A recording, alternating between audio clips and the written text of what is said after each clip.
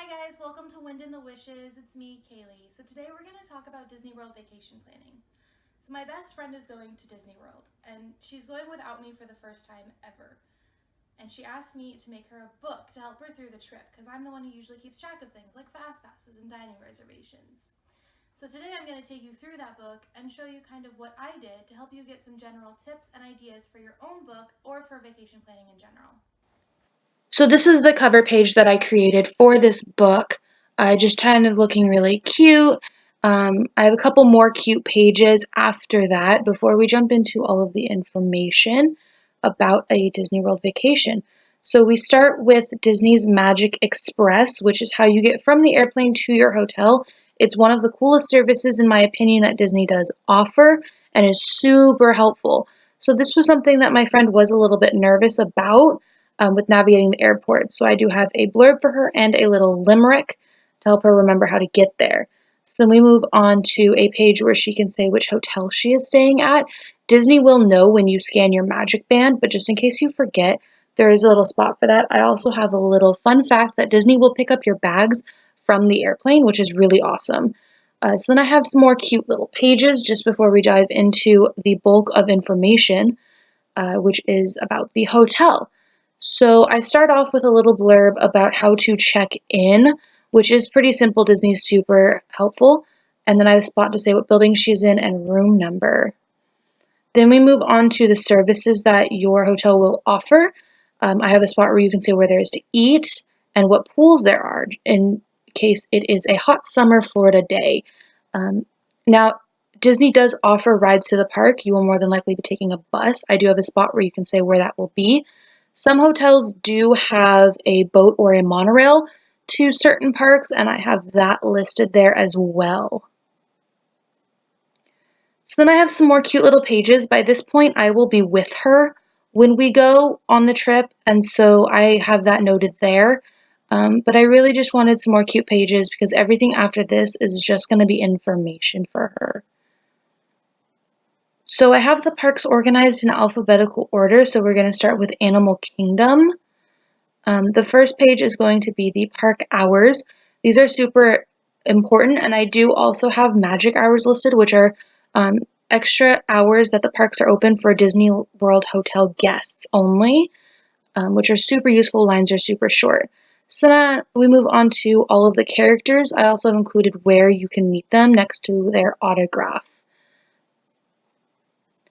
And then we have attractions and shows, which are really awesome. I do have a spot as well for you to put which FastPass. All of this information is available on the Disney World app, which I highly recommend downloading.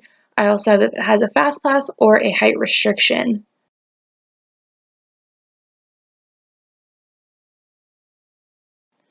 So then I have a page for food. We have a quick service sit down and where you can put your reservations. Then I have need a pick me up, so we have snacks and adult beverages, and of course Starbucks, because everyone needs Starbucks. So then I created a little page for her to just kind of keep track of what her experience was like when she went into the parks. Just a little journal kind of saying what she enjoyed about the day and what made the day great. And she is into stickers. A lot of people are. So I do have a page for stickers for Animal Kingdom. Animal Kingdom doesn't actually give out stickers unless they are part of the Wilderness Explorer booklet, which they put directly in your booklet, but there is one sticker that they will put in your book, which is your Wilderness Explorer badge. Let's move on to Blizzard Beach, which has this really cute alligator mascot that looks like he's ready to go skiing. I do have park hours again, themed this time with little clumps of snow. Only one character does meet in Blizzard Beach, which is Goofy, so he has a whole page just to himself. Then we move on to the attractions, which are just the water slides. Since it's just the slides, I do have a description. Blizzard Beach also does not have Fast Pass, but I do have the height restrictions listed there for you. Again, we have a page for if you're hungry or if you want something to drink in Blizzard Beach. There's not a whole lot of options. It is a smaller park. We jump right back into a journal just detailing out your day. So Blizzard Beach doesn't give out stickers, which is why we just jump straight into the next place, which is Disney Springs, which is their shopping center there in Disney World. So Disney Springs doesn't actually have attractions, so we just have a page on things to do, as well as a page of shops in Disney Springs. So then again, we move into the hours. We don't know the hours for our trip, so I do still have this page blank, but I will fill it in as our trip gets closer. So then we don't have attractions, but we do have things to do.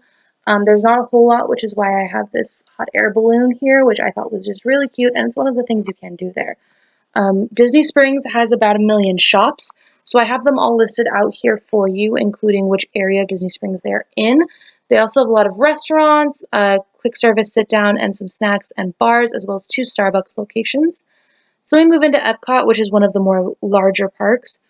And for Epcot, I do have it organized by land, which is how I will also have Magic Kingdom organized once we get to that particular park. So I have the park hours, again, themed. I have little circles to kind of remind you of the Epcot ball. We jump right into Future World, which we have the attractions, the dining, the characters, and the shows in Future World.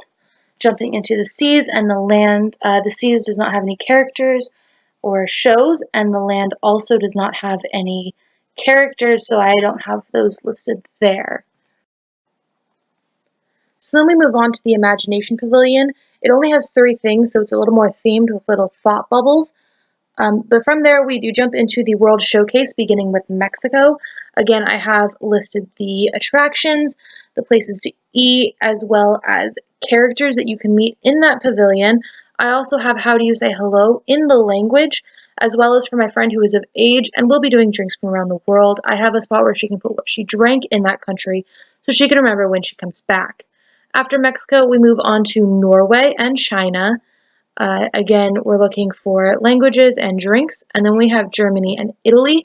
Neither of these have a whole lot of things to do, but Germany does have some really cute shops, so I do have that listed there. Italy is mostly just dining, but that's fine because Italian food is wonderful. So we move on to the American Adventure, and this is our first country where they do speak English as their language. So in that case, I would want her to find out the vernacular of how you would say hello. Like in America, we would say hi or hey to a friend of ours. That's kind of what I would be looking for more in that section. So after the American Adventure, move into the Japan Pavilion. We also have the Moroccan Pavilion and the France Pavilion, both of which have more than just one character, which we have not seen so far. After France, you move into England or the United Kingdom and Canada. Again, we have English-speaking countries. England does have a lot of characters, but they also only have one restaurant and no attractions. So that does give us a lot of space to write out the characters and a lot of time to meet them in the United Kingdom Pavilion. After Canada, we move on to a page about Agent P's World Showcase Adventure, which kind of makes the World Showcase a little bit more interactive rather than just a whole bunch of things to see. That gives you something to do. We have a page for stickers, just like with the other parks, as well as a journal. On this journal, there is a little bit of a goof. I did use Sharpie on the next page, and it bled straight through the paper. So after Epcot, we move into Hollywood Studios, which is the location of Fantasmic, which is why I do have Maleficent as a dragon as the image for it.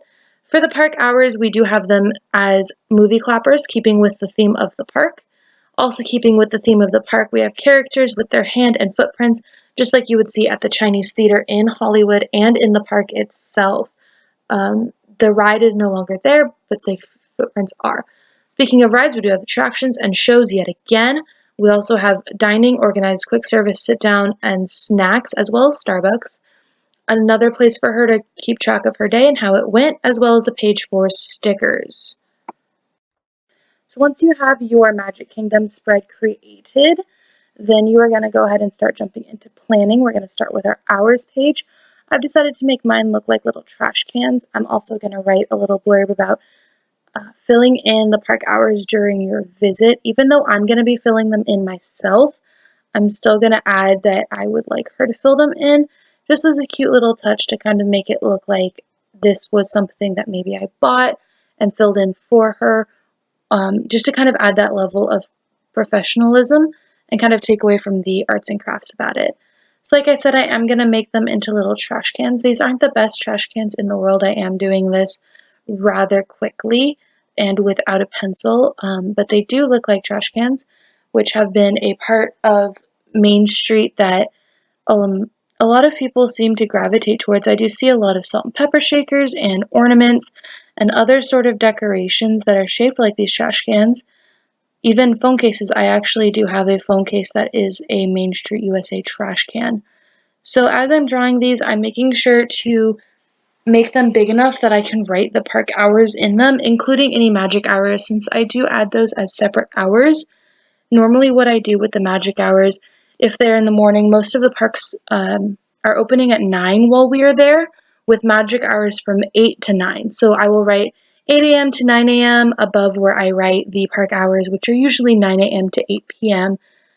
Most of the parks, most of the time that we are going, since it is off season. Once I get all of these trash cans filled in, I take my pen and I write the dates and all of the hours for when we are going, just as a page to kind of keep track of this. Later I will go back and add in park show times that aren't really specific to one land. I did this with all of my lands after I was done with the whole book. I went back and I added things like fireworks and Fantasmic and Hollywood Studios, illuminations and Epcot, things like that that don't really necessarily belong to one certain land or one certain area of the park. In Animal Kingdom, however, I did add Rivers of Light in the show section since I had it organized that way. I think actually in Hollywood Studios that is where I have Fantasmic as well.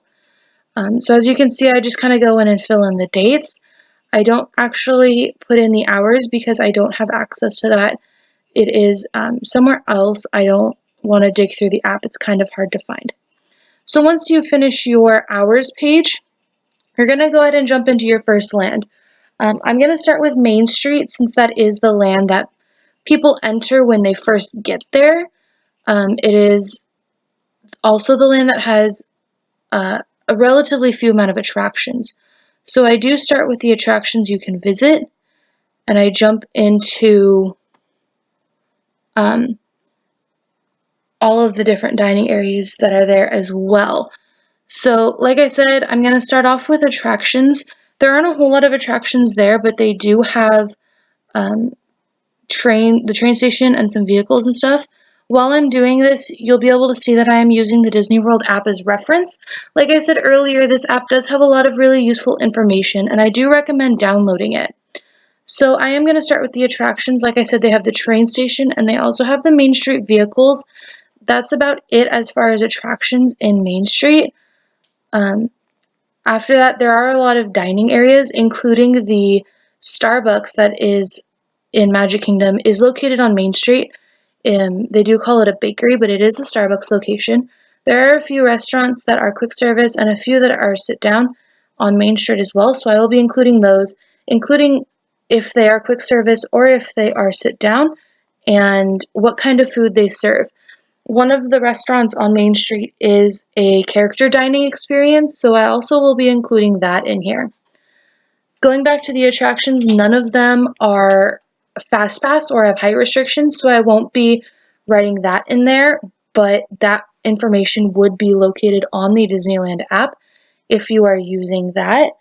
When I do move on to the lands that do have fast passes and height restrictions, I will be mentioning that in my book as well.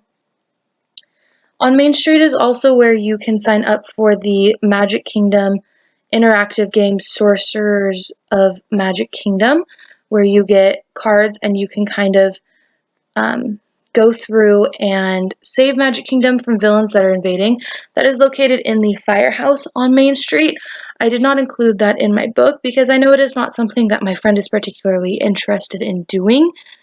She tends to focus more on meeting characters and seeing shows than on interactive experiences like that. But if I were to be making this for somebody else who would be interested, or maybe someone I didn't know as well, I would 100% include that information for them because I think that it is very important if that is something that you are looking forward to doing. So like I said, I'm just including all of the information that I can in a small space about dining, including what type of dining it is, quick service or a sit down, and what kind of food they serve there. I'm not actually going to go through all of the lands with you because that would take forever, but I am going to show you how I do them very quickly.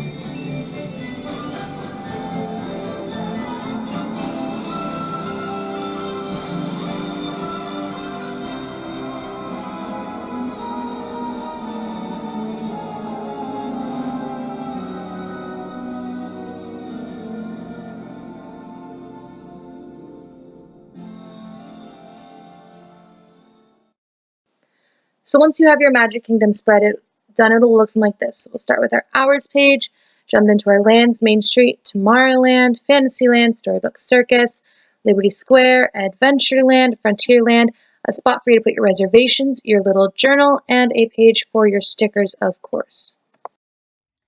So that's all there really is to it. Make sure you like, comment, and subscribe for more videos.